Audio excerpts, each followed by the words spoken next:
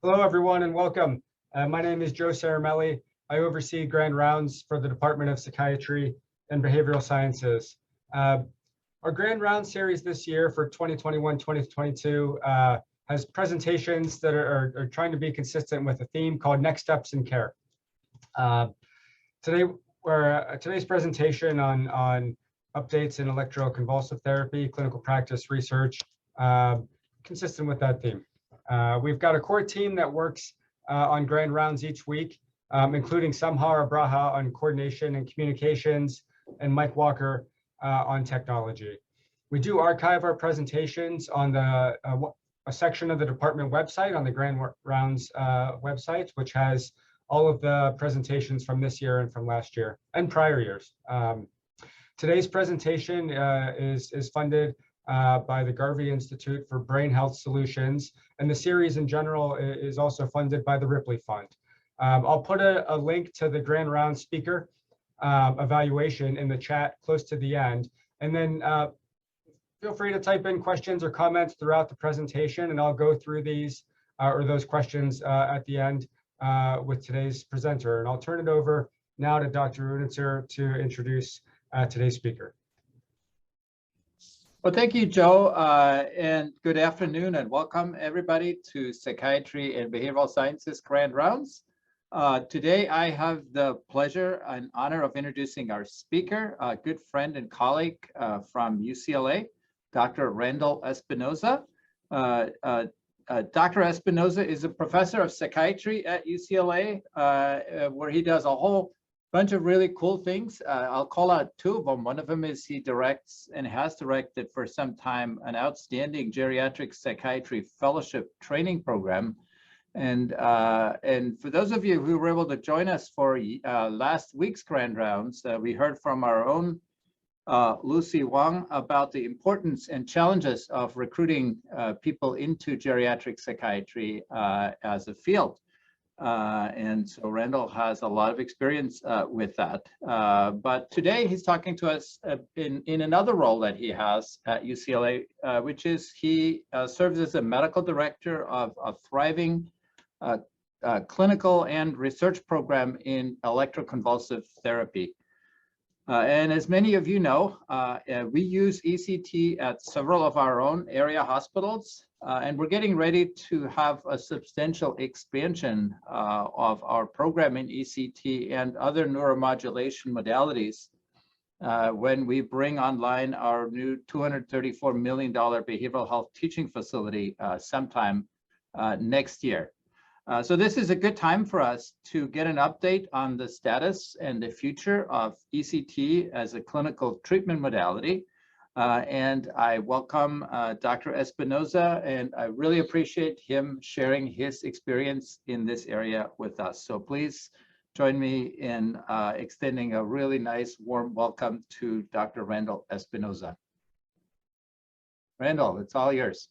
Thank you. So hopefully my screen is being shared. Yes, yeah, it's starting to share now. Okay. There, yes, I see it. Okay. So I want to thank Dr. Caramelli, certainly, and Dr. Unitzer for the invitation to speak today.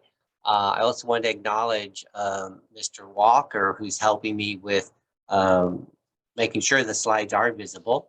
I'm kind of curious though, is this? You're showing us not quite the, you're showing us, yeah, you're good. Okay, so there we go. Want to make sure it's showing the appropriate frame. But I do have fond memories of the University of Washington. I'm going to date myself a little bit and just tell a little anecdote. When I was taking my boards, we still had oral boards, and I had to travel to Seattle. So I was lucky to stay on the West Coast. And my two examiners, well, it was a little scary because I was, again, just a little resident. And one was Gary Tucker, who was the chair of psychiatry back at that time. And the other was Milton Miller, who was a chair of psychiatry at one of the UCLA programs down here, UCLA Harbor. So you can imagine the anxiety I felt in walking into the room with a live patient and having these two very prominent, very well respected psychiatrists as my examiners. Well, things got a little bit better eventually, but I want to say the lady I was interviewing had just moved herself up from Southern California. And when she found out that I was from one of the UCLA programs, she leaned over and said in a low voice, "Don't be nervous, it's okay, we're gonna do just fine." So both Milt Miller and Gary Tucker just started to laugh, and it really just eased the tension, and everything went just great. So despite what could have been a very anxiety-provoking experience, left me with a very, very pleasant memory. So as Jürgen said, my talk today is on electroconvulsive therapy. Despite all that's happening in the world, I think today's topic should not be too controversial. Within the larger context of interventional psychiatry, I see neuromodulation as an essential component. And within the field of neuromodulation and all the many developments and emerging technologies, it may seem quaint to devote a talk to ECT. But for over 80 years, ECT has been an effective treatment for severe, often treatment refractory disorders. ECT performed under modern conditions is a remarkably safe treatment. Ongoing refinements in technique have further improved its safety and tolerability profile. So I think there's a lot of benefit to remember that ECT is still around. Although adequate comparison studies are limited, ECT continues to outperform most of these emerging interventions. So I hope that I'll be able to invoke some enthusiasm about ECT. I'll look at some of the current research aimed at improving clinical outcomes and mitigating side effects, as well as elucidating some of the mechanistic understandings of this treatment. So I'll start with my disclosures, which are listed here. I will point out that Dr. Unitzer and I are co-authors on a chapter in late life depression and up to date, where we split the royalties. I'd certainly also like to acknowledge the generosity of the Resnick family for their support of the Muriel Harris Chair of Geriatric Psychiatry, which I currently hold.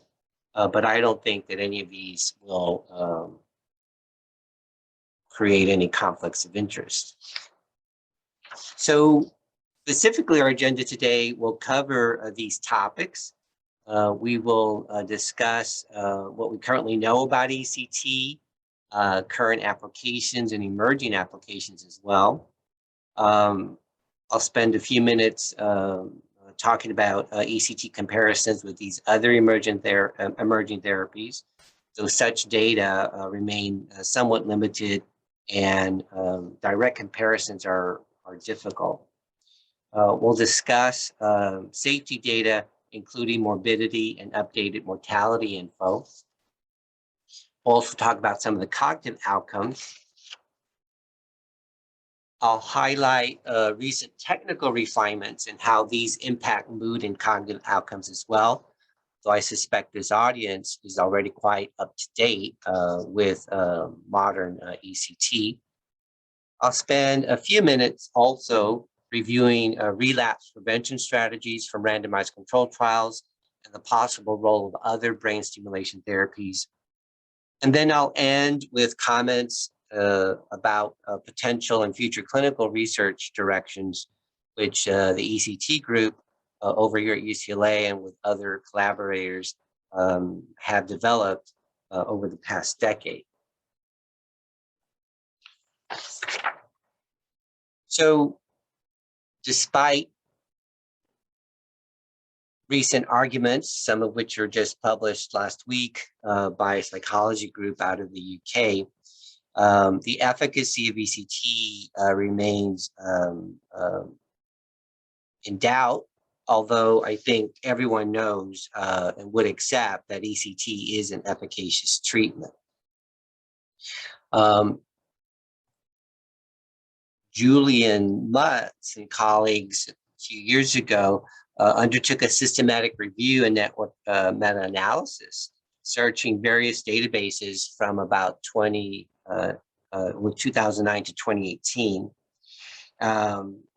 These were clinical trials with random allocation to a variety of brain stimulation therapies, including ECT, TMS, TBS, and others. Patients all had a unipolar or bipolar depressive illness. And these network meta-analyses estimated active interventions compared with another active treatment medication. The most impressive finding, I think, is the top one, which shows that bitemporal ECT and high-dose right unilateral ECT were associated with the best odds of response. Further, they found that there was no evidence of differences in efficacy between high-dose right unilateral and bitemporal ECT, as shown here. Interestingly, and although based only on 2 trials, magnetic stimulation therapy appeared to be, there appeared to be no difference between moderate dose and high dose unilateral ECT, but more research is needed. So the quality of evidence is really impressive regarding the efficacy of ECT, despite ongoing negative comments that remain in the literature. Let's look at some of that evidence across the disorders for which ECT has typically been used. The most evidence which comes from clinical controlled trials is for depressive illness, usually unipolar, more so than bipolar. Though there are studies that do include bipolar disorder, bipolar mania and bipolar mixed state, as well as schizophrenia and schizoaffective disorder. What's very impressive and is, again, I think well appreciated by most academic and practicing psychiatrists is that the reports of response rates are very high. But I think it's essential to understand what some of those nuances are. For example, the highest response rates are in psychotic, catatonic, and acutely suicidal depressive groups, where response rates range from 80 to about 95%. And in fact, no medication trial has ever shown to be superior to ECT in these kinds of situations.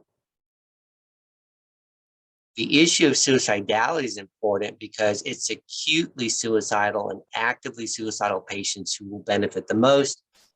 The impact on chronic suicidal thinking is much less, I think, impressive.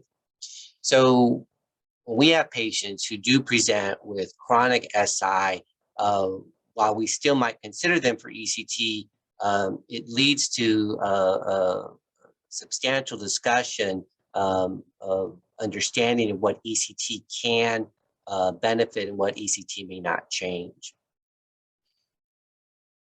Many people, and I know you had a talk last week on geriatric psychiatry, think about ECT in late life depression, and response rates are definitely quite respectable.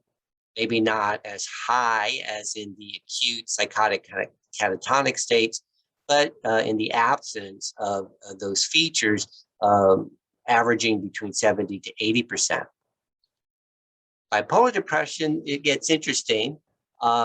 Again, very respectable and still superior to most pharmacotherapy studies, but we begin to see a slight diminution in the overall reported response rates. Similarly, when we get into chronic unremitting depression, what we tend to call treatment-resistant depression, we also see a decline in overall response rates, only to about 50 to 60%. The fall off in depression response is most substantial when we get into comorbidity, specifically comorbid anxiety and depressive disorders, substance use disorders, and personality disorders. In fact, some practitioners would consider personality disorder to be a contraindication to ECT. So although the impressive response rates of ECT are well recognized, I think it's important for people to appreciate that those response rates are not uniform across all groups or situations. Nonetheless, ECT is a very good treatment because of its recognized speed of response, generally 2 to 4 weeks compared to 6 to 8 weeks or longer for medication. Even in TRD, and we'll talk a little bit about this when we get to some of the STAR-D trial, where the chances of response are only about 15%, we still see in TRD ECT populations a response rate of about 50%. There are now studies trying to compare ketamine and psilocybin and other novel agents with ECT. Those studies are ongoing, and at best, I would consider that information anecdotal. But importantly, again, just to emphasize that there are lower response rates or tolerance with psychiatric comorbidity. With regard to bipolar mania and bipolar mixed state, again, very generally respectable response rates, especially in acute mania, where patients can achieve relatively rapid control quickly and often with fewer treatments. With bipolar mixed state, it's a bit more variable in terms of the extent of response, and most of that information comes from historical and case control studies. Finally, in schizophrenia and schizoaffective disorder, you again have respectable response rates at about 40 to 60%. And even in treatment-resistant schizophrenia, these are patients who are often on or not responded to clozapine. You still see some significant benefit. It's, I think, useful to remember that worldwide, schizophrenia and primary psychotic disorders is the primary indication.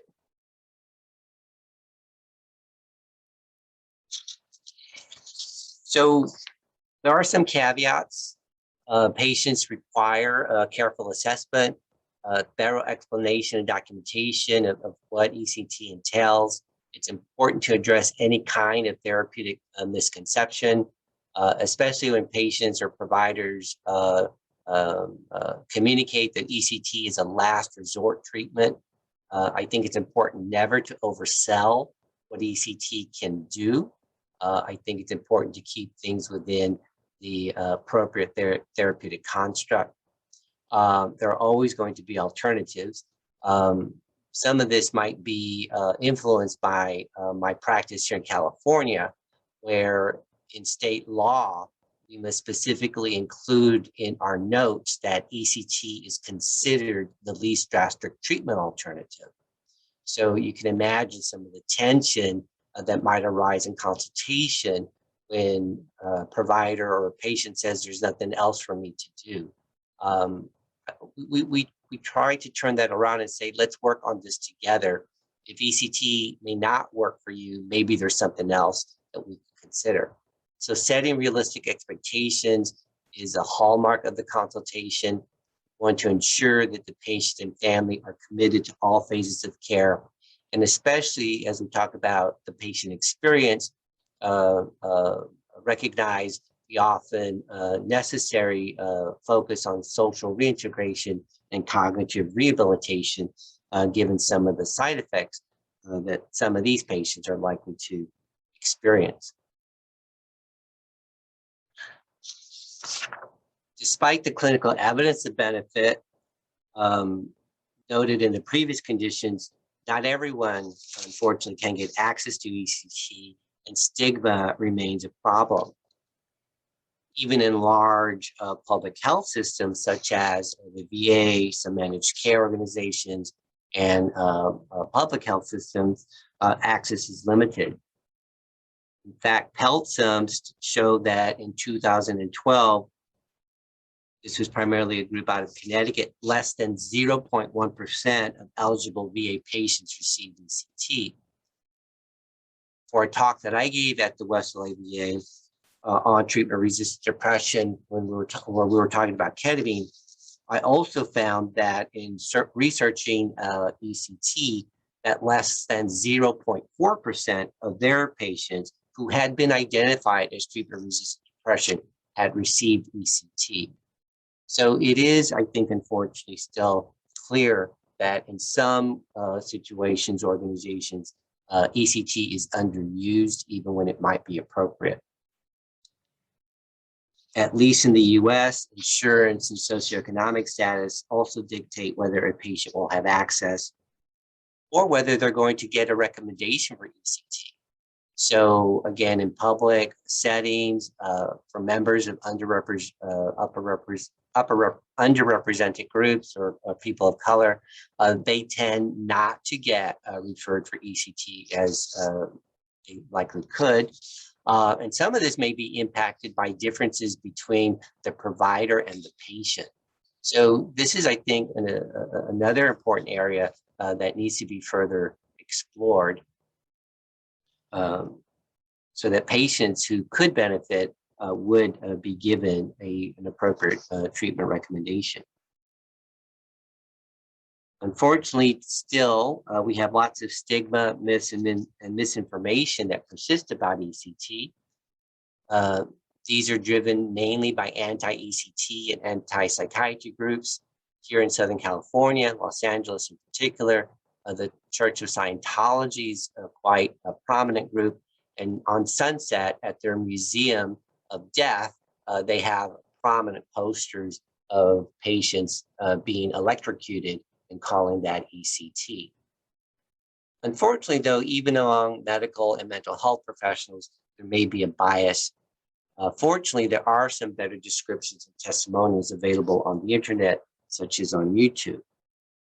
Some of these myths and misperceptions that still continue are things like ECT causes brain damage, ECT can be forced on voluntary and involuntary patients, that there is no proper informed consent.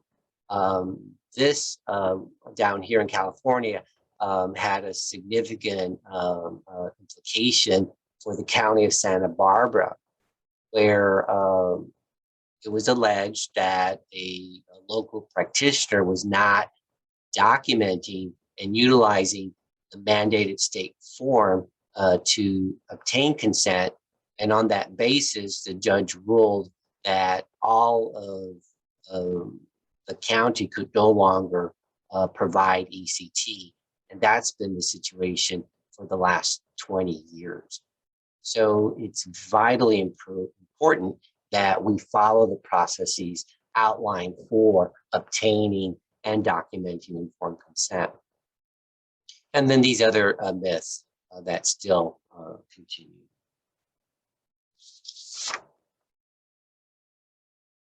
Well, we know what ECT works for, but there are some exciting reports of potential emerging uses. I've listed some of these here. Recently, Charlie Kellner and I wrote a review that came out last week in the New England Journal of Medicine. Some of you may have seen it.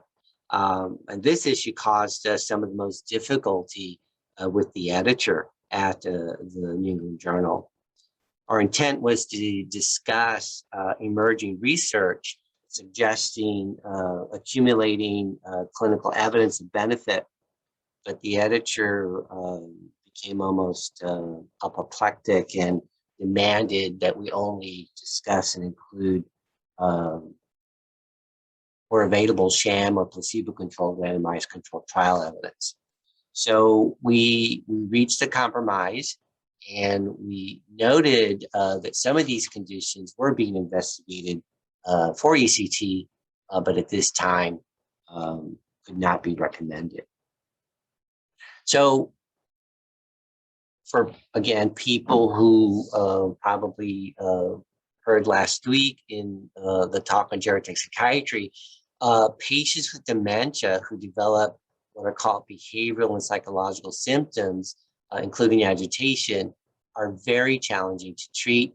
They often do not respond to most pharmacotherapy. And in fact, most studies show that many are ineffective and potentially problematic, leading to polypharmacy, if not certain concerns about increased mortality. Meta at Emory is one of the first to document one of the best and largest trials showing that patients with dementia could benefit from ECT. And overall, in the editorial by Brent Forrester, he showed that about 30 to 70% of patients will get about 40 to 80% better. That's just remarkable and has never been shown to be that consistent with pharmacotherapy. Also importantly, in these patients with dementia, they demonstrate good cognitive tolerance, especially to right unilateral placement. So where we'd be naturally concerned that these patients who already have some kind of cognitive difficulties might get worse with ECT. In fact, they tend to tolerate it quite better, possibly because they get better very quickly, often at the shorter range of 3 to 6 sessions and not requiring the full 10 to 12 sessions of a standard ECT course. Not surprisingly, there are some concerns because of capacity, and certainly patients who cannot give consent would have to go through the appropriate legal processes for obtaining consent.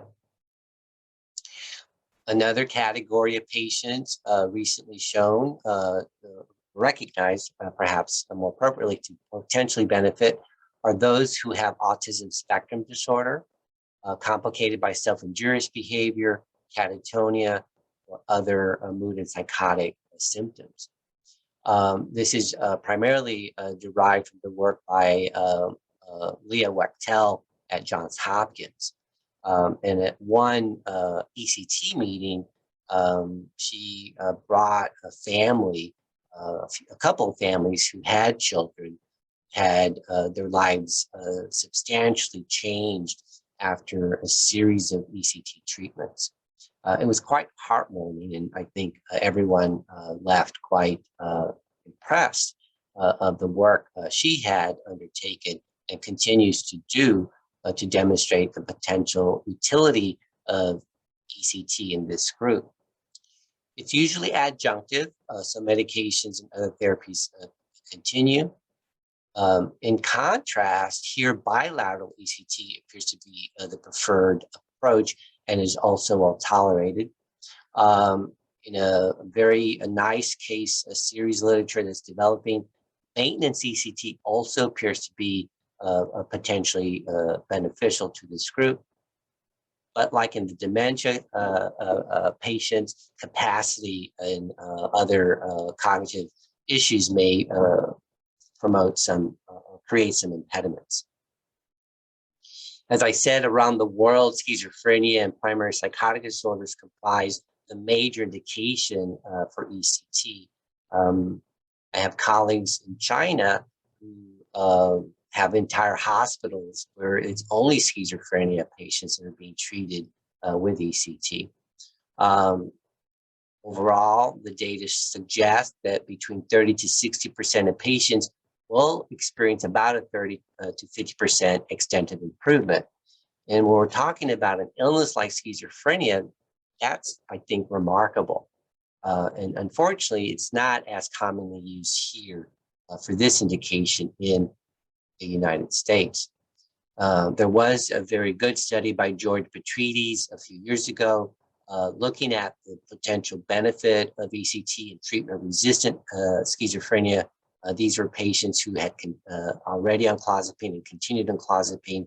He showed that about 40% of the group got about 50% better. So these are patients who had already been quite ill for a while, had been exposed and not yet responded sufficiently to clozapine, who were able then, with the addition of ECT, to show some improvement. There is another literature looking at comorbidity in patients with schizophrenia who develop depression. That depression does improve. Importantly, cognitive tolerance is good as well.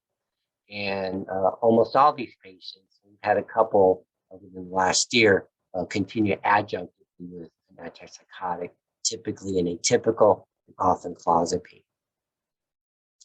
Not many people appreciate that in the early days of ECT, patients with primary neurological disorders were often treated. And it's almost been a rediscovery, if you will.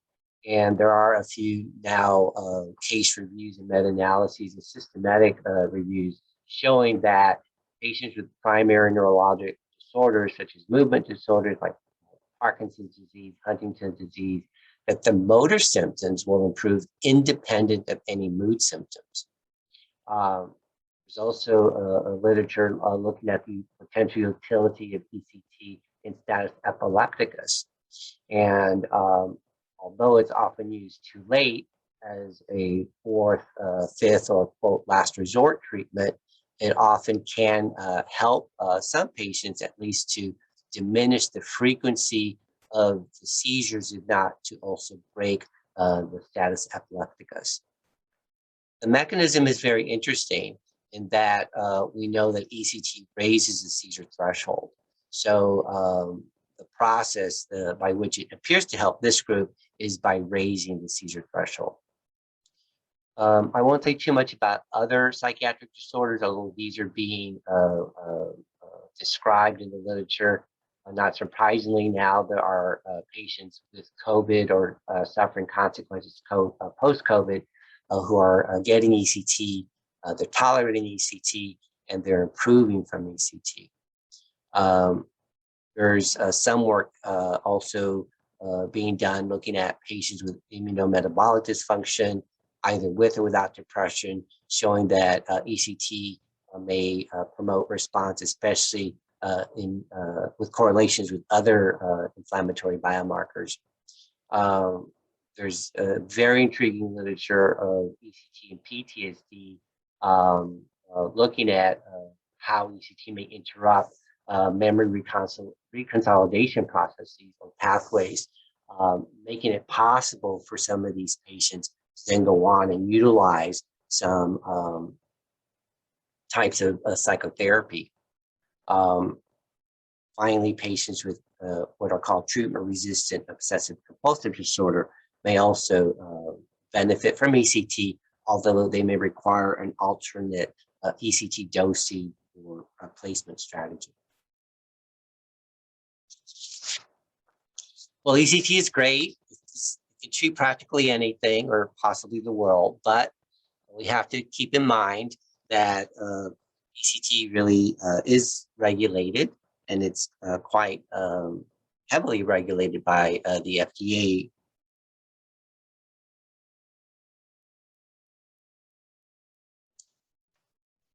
Back in 2010, at the passage of the Affordable Care Act, all devices that were grandfathered in since 1978 had to be reviewed.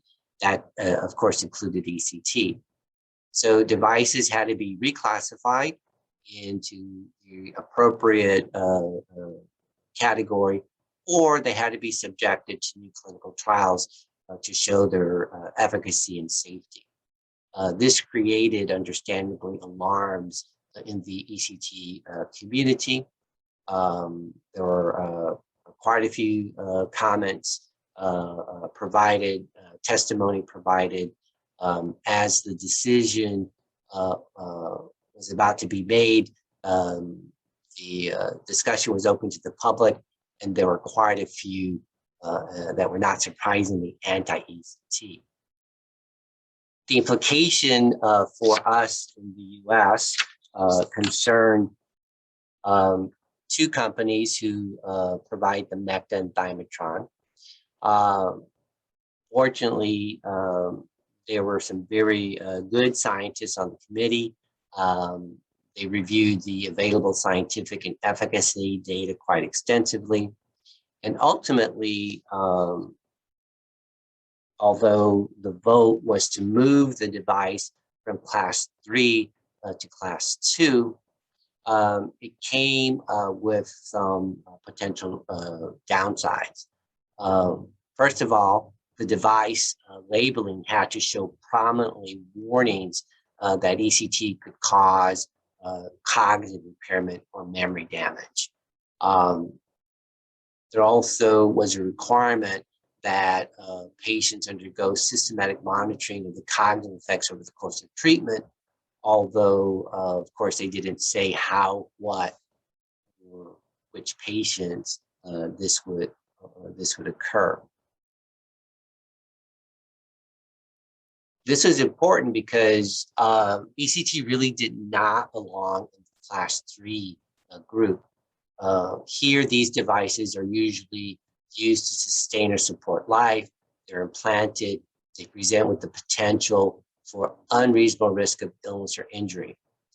Examples include cardiac pacemakers, defibrillators, high-frequency ventilators, renal stents, cochlear implants, and even breast implants, believe it or not. With the move into class 2, now our ECT devices are now grouped with those which, for which general controls are insufficient to provide reasonable assurance of the safety and effectiveness of the device. That's the FDA quote.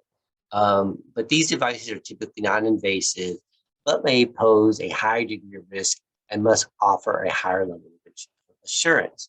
So examples here are things like Foley catheters, blood pressure cuffs, syringes, some pregnancy test kits, surgical gloves, contact lenses. So it doesn't appear to make a lot of sense as to how these devices are grouped, but overall, good news was that ECT was moved from a higher risk to a lower risk class, but with some implications. Not surprisingly, lawsuits have already begun, first against Thymatron and more recently against MECTA. The lawsuits allege things that are not true, but if they win, the companies essentially would be put out of business. What's the actual language of the FDA ruling? Well, ECT is for use in treating catatonia or severe major depressive episode associated with either major depression or bipolar disorder in patients aged 13 years and older who are treatment resistant or who require a rapid response due to the severity of their psychiatric or medical condition. So this is analogous to on-label, the way we think about medications. Anything else, so autism, dementia, status epilepticus, any of those other emerging applications would be considered off-label and should be labeled as such. Importantly, the FDA did not define several terms. They did not define treatment resistant. They did not define the situation that would require or would include a rapid situation. They also did not define the severity of illness. So this is where I think the clinical evaluation is quite important because this is now and remains, as I think it should have, in the purview of the clinician. So precise language in the note, noting when ECT is on versus off-label, comportment with applicable state laws, and documentation, especially with regard to patients who may already either have baseline cognitive impairment or who are concerned about the development of cognitive impairment over a series of treatments. So ECT works well, but how does it compare to other and newer treatments? Well, most of the outcomes and comparisons are with treatment-resistant depression. We know data that come from STAR-D. I'll talk a little about that in a little bit. but we have newer pharmacotherapy like intranasal or IV ketamine. Of course, we have psychedelics like psilocybin being studied. We have other neuromodulation, things like magnetic seizure therapy under development, currently available vagal nerve or vagus nerve stimulation and transcranial magnetic stimulation, excuse me, and then other forms that are still in development. Unfortunately, there are no psychotherapy comparison trials, and you can imagine how difficult that would be, although there are some post-ECT psychotherapy trials that are quite, I think, important to know about. But with STAR-D, we know that patients, as they get to level 3 and level 4, their chances of responding are quite low.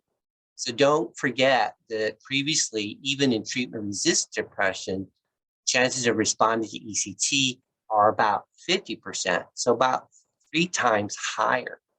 So with STAR-D, we know that ECT remains, probably should be considered no later than the third step. But look at the first 2, where we have responses at about 30% or a third. In acute depression, response rates have been some of the best in ECT. And I think this challenges the notion that we have to wait as long as we do to recommend ECT, because we know from STAR-D that while patients will get better, at least in the beginning, ECT in acute depression appears to be superior to medication. How does ECT compare to medication in trials? Charlie Kellner back a few years ago looked at the level of depression in patients getting ECT compared to medication, and he found that they were substantially more depressed, more severely depressed. Further, most medication trials often exclude the kinds of patients that are treated with ECT. Also, in ECT trials, these patients have been ill for much longer periods of time, and they also tend to have a much more chronic and recurrent course of illness. So at least compared to medications, ECT, I think the argument for ECT remains quite compelling. What about with newer pharmacotherapy? Well, trials are quite small. We actually did do a comparison trial of ketamine and sleep deprivation. But overall, we found that mood effects are at least good, perhaps slightly greater in some subgroups of patients. The impact on suicide acutely appears to be about equal. Speed of response is about equal. Patients with ketamine getting substantial relief in the first 1 to 2 weeks, which is very similar to speed of response seen with ECT. The data for S-ketamine are much more sparse, and I don't think we can make any definitive statements about S-ketamine. The story with neuromodulation is very interesting. I'll say a little bit more about this in a bit, but we know, at least with magnetic seizure therapy, at least acutely, the benefit appears to be similar. The main advantage of magnetic seizure therapy is less cognitive impairment. Vagal nerve stimulation, the onset of action improvement is much delayed, but here the durability. Dr. Espinoza, I'm sorry to interrupt. It's for about the last 20, 30 seconds or so, you've been cutting in and out. Maybe there's a microphone adjustment. Okay. Oh, that's Thank much you. better. That's very good. All right. Thank you. Sorry about that. With TMS, the overall efficacy and extent of response appears to be more like medications and not superior to ECT, although there may be some benefit to a combined strategy. The rest of the techniques appear to be still under or are still under investigation to really help. But the level of evidence of ECT compared to other neuromodulations has been explored, in one study out of Canada using the CanMat guidelines, the level of acute efficacy, long-term efficacy, and safety were compared across various neuromodulation therapies. What you can see here, at least according to this review, the level of evidence and benefit for ECT were quite strong, at least compared to TMS, which was the only other a neuromodulation therapy available at that time in Canada. So acute efficacy was similar with ECT. Long-term efficacy was not as good. Of course, TMS had a better safety profile. So we began to see that these other neuromodulation therapies are probably going to differentiate themselves. And the question is going to be which neuromodulation at which time for which patient. So different phases of treatment, perhaps, and different subtypes of illness. Safety. Morbidity is relatively minor. Most of these side effects are well tolerated and short-lived, typically only requiring supportive measures. Falls are a concern, especially in the older adult. Frank delirium is rare and related to factors like the number of treatments, the intensity of the charge, polypharmacy, perhaps age and presence of underlying white matter hyperintensities. Emergent agitation tends to be a very rare problem and seems to be related perhaps to psychiatric comorbidity, especially. I'll say a little bit more later about patients and their experience of ECT, but for the most part, in one survey, patients were more frightened of going to the dentist rather than going to ECT. Mortality. This is really, I think, very impressive. Over the last few years, a variety of groups around the world have continued to demonstrate safety of ECT mortality. These are coming from nationwide registries such as Sweden and Norway. These are coming from the Department of Veterans Affairs, coming from meta-analyses of a substantial number of studies. And overall, later, they show that the risk of death from ECT when done under modern conditions is quite low. And in fact, Turing probably has the best case, in my opinion, where he shows a mortality rate of about 2 per 100,000 treatments, whereas in comparison, death with general anesthesia is about 3.4, a similar range. So overall, ECT is a very safe procedure when done under the appropriate monitored conditions. The patient experience. This has recently garnered more attention, and Kara Gergel wrote a very nice commentary in British Journal of Psychiatry earlier this year. Wells et al., I think, reminded us of the importance of paying attention to the patient experience. But for a while now, we know that patients tend to tolerate ECT. Substantial numbers would recommend or would undergo a treatment again. So over 80% would have a treatment again. Nearly 3/4 would recommend ECT to a family member or friend. As I said, going to the dentist in one survey, more than half said going to the dentist first. The hardest part was waiting and often the pre-procedural anxiety. So what are some of the drawbacks that people have commented upon? Well, a lot of it has to do with stigma of just having mental illness, misunderstanding of what ECT is and what ECT can or cannot treat, perception of inadequate explanation during treatment, fear of cognitive side effects, and also some misperceptions of how ECT is done. I think this creates an opportunity for us as a field to improve upon how we approach patients and provide them that extra support. In the interest of time, I'm going go somewhat quickly through this portion, but we do know that cognitive effects of VCT are real. They do occur during the acute index phase, also, although less prominently, the maintenance phase. But as we consider the cognitive effects of VCT, we have to consider and distinguish among other factors such as the individual, the illness itself, and the presence of medications. Don't have the time to go into all the domains that have been studied, but they've been quite few. We have to distinguish between the effects that occur after the single treatment versus those that are cumulative over the series.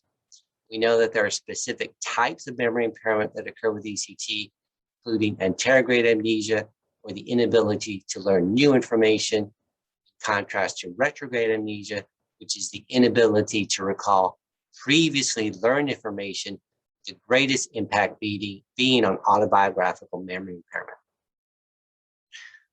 There's some concern about age, but at least in one study, older patients who did have baseline cognitive impairment did not do any worse with ECT. There are ongoing efforts to try to mitigate these effects. What about with maintenance? Generally, it's fairly well tolerated, and overall, patients in maintenance report a better patient experience. The acute effects of ECT tend to diminish quite rapidly in the first 6 weeks after stopping a series of index. They begin to see almost complete resolution of their anterograde amnesia during that time frame. It's the retrograde amnesia that was longer to resolve, and in some studies, following patients for 6 months to a year, at least a third of patients reported ongoing gaps for memory events of the past. Importantly, although these are still functionally impairing, not functionally impairing, they're still distressing. Some studies have suggested that the presence of these persisting complaints may relate more to ongoing or recurrent depressive or psychotic impairment or to the effects of medication. What about over the long term? Well, yes, there he is.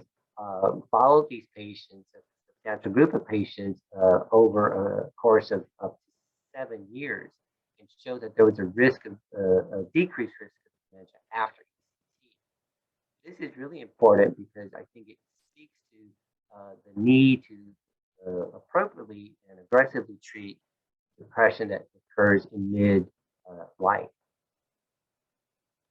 Again, I know you have a very fine ECT program, so many of these refinements are probably quite familiar to everyone in the group, but refinements are certainly occurring in the patient realm, anesthesia, procedure, as well as with efforts at cognitive mitigation of side effects.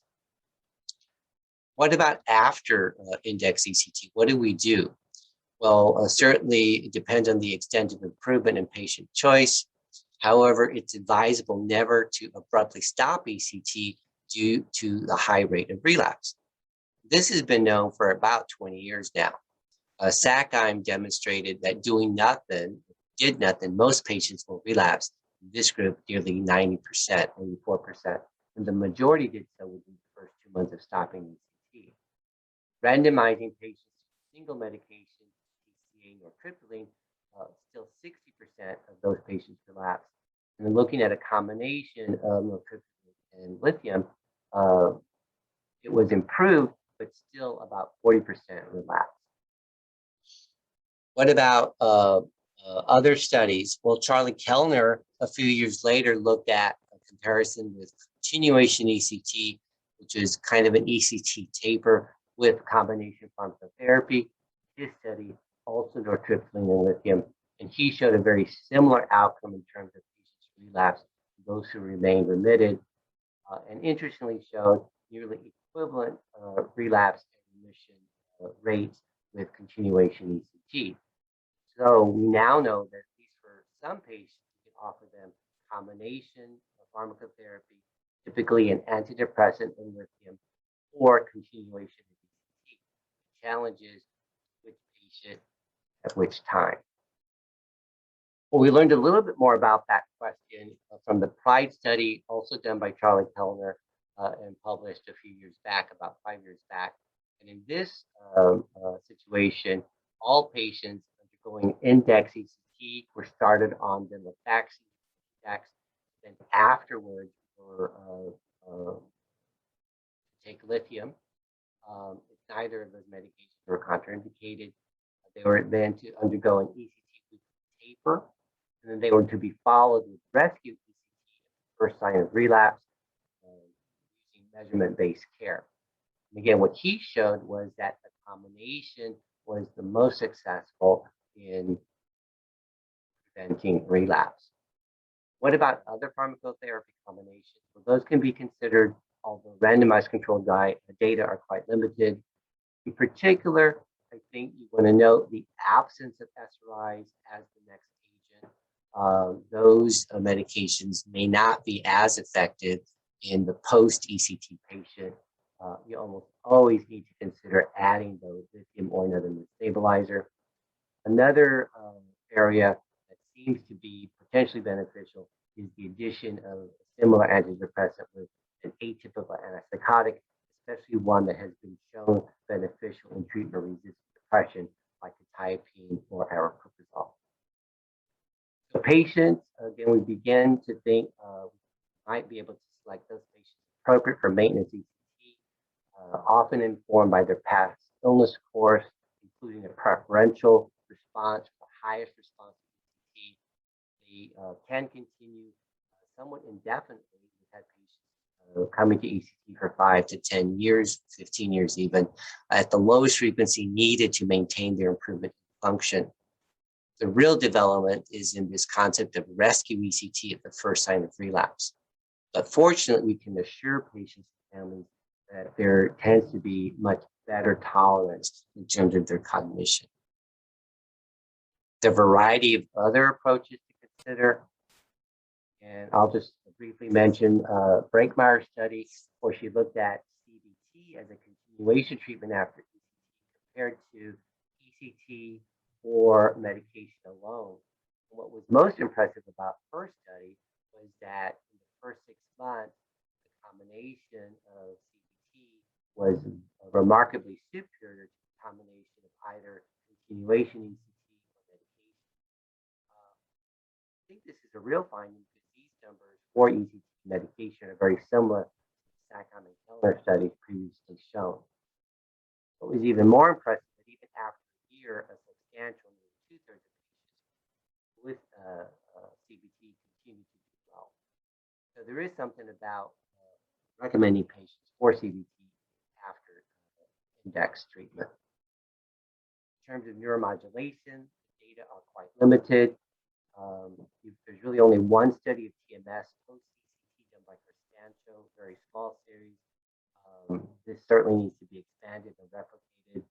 More recently, Scott Aronson looked at VNS post-CCT and showed in a very small sample that VNS seemed to improve the durability of response post-CCT treatment. But there are many questions that remain, including for which patients, for which conditions or subtypes, how long to continue, and then what about other combinations of medications or psychotherapy. Almost finishing up with some of the clinical research that I think remains available and needs to be done with ECT. So we need more research into these expanded clinical indications. We, I think, can strive for personalized precision ECT, looking at better anesthetic matching, not so much the bilateral versus unilateral debate, but other facets of placement as they relate to seizure dosing optimization. We also could think about acceleration of ECT response. Although ECT works fast, it actually could probably work even faster. So how we could do that, study that we're hopefully going to be able to undertake relatively soon. But in addition to getting patients faster, how about if we get patients even better? So instead of getting them 50% or 70% improvement, how about if we get them near full remission? That would also be, I think, important group. And then let's not forget those patients right now with current methods, non-responders. How can we convert and move their curve both to the left and down so that we make them responders to ECT? Cognitive mitigation is another area. Expanded relapse prevention strategies. Certainly understanding the psychosocial contributors to outcomes. Certainly health services, access, research. I'm going to end here and tell you that there's exciting basic and mechanistic research that is being done. The group here at UCLA has been very fortunate over the last 10 years to begin investigating some of the biomarkers contributing to rapid acting antidepressant features of ECT, as well as other interventions like ketamine and sleep deprivation. We're beginning to understand the neuroimaging biomarkers associated with response, both from structural and functional modalities. We're looking at the neurobiologic correlates of response, incorporating electrophysiologic data, as well as information of neurotrophic factors. Of course, also being at UCLA, we have a big P&I group. So we're beginning to look at the contributions of CRP and other cytokines into predictions of response. We're about to complete our gene expression information, looking again at what types of changes occur over the course of ECT. And let's not forget that ECT is part of a range of different convulsive therapies, and there are other alternatives that might be considered. Very first, of course, being a chemical induction of seizure, now magnetic seizure induction, and on the horizon, ultrasound induction of seizure. So each of these other convulsive alternatives may also provide, I think, important information on the mechanism of ECT and possibly even other rapidly acting interventions. So there's a lot of people to recognize: the ECT team at the hospital, the research group here at UCLA and other places, and then other collaborators around the country. So I appreciate the opportunity to talk about ECT and hopefully gave you an overview of what modern ECT can do and where the future may be. Thank you. Thank you, Dr. Espinoza, for walking us through the clinical research updates with your recent synthesis and review published last week in the New England Journal of Medicine.